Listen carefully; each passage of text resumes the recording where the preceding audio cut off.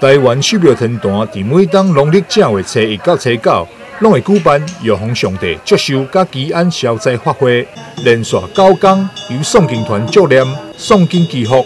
这段时间，拢会真侪信众前来庙内祝寿，尤其是初9暗时11点，前来庆祝天公生的人数上济，愈暗是愈热闹。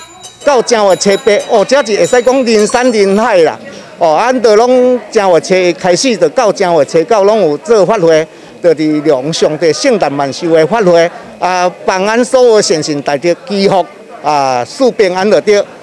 今夜咱就11點，准时来达玉皇上帝，恭祝圣诞万寿，圣寿无疆。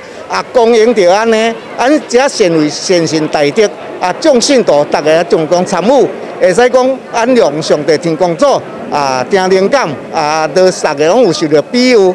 下暗11點。主时，咱就开始，咱就拢有法会。8點、7點开始，咱就闹听办八音，会使讲下暗7點就会当过啊，过来就足热闹啦。热闹到11點，咱法会开始，祝欢迎大家善信者都来。相传玉皇上帝是天界上悬地位的神尊。道教尊称为玉皇大天尊，民间就称为天公，因此天公祭祭拜仪式也特别隆重。每一间天公庙也拢会伫农历正月初9主时举办祭拜仪式。但是新闻张硕维采访报道。